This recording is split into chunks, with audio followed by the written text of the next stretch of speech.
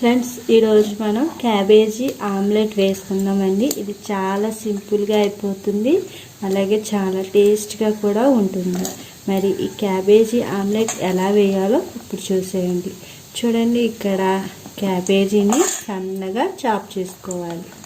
అదే సన్నగా తరిగి, మీకు ఇంకా ఎంత సన్నగా తరిగితే అంత బాగుంటుందన్నమాట. ఇప్పుడు ఇందులో మనము ఆనియన్స్ వేస్తున్నానండి. అలాగే ఒక 2-3 పచ్చిమిర్చి సన్నగా తరిగాను కూడా ఇందులో వేసేసుకుందాం. అలాగే ఎగ్స్, నేను ఇక్కడ ఒక 3 ఎగ్స్ తీసుకున్నానండి. ఎగ్స్ ఎన్నైనా వేసుకోవచ్చు, ఇది మన టేస్ట్ని బట్టి.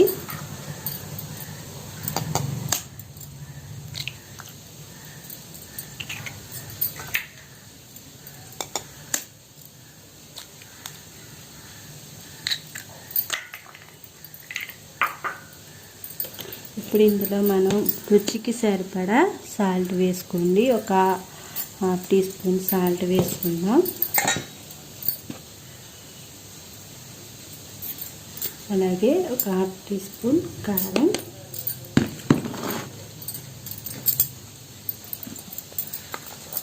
అలాగే ఒక టీ స్పూన్ పసుపు,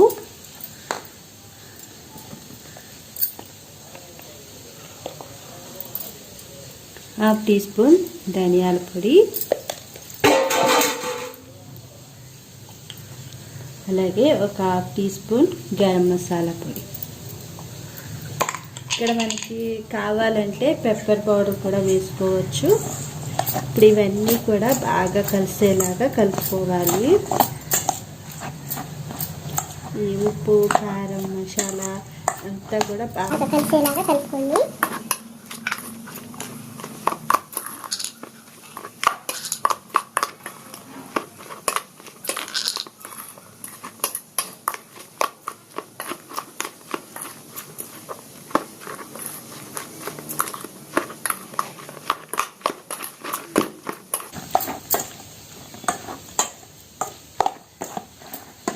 చూసారు కదా, బాగా కలిపేసుకున్నాం కదా. ఇప్పుడు మనం ఆమ్లెట్ వేసేసుకుందాం.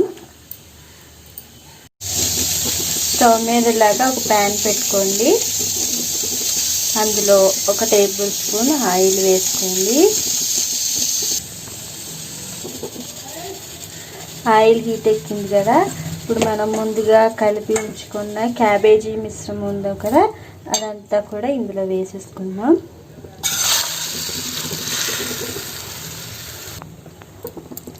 దీనంతా కూడా ఈవెన్గా స్ప్రెడ్ చేయండి.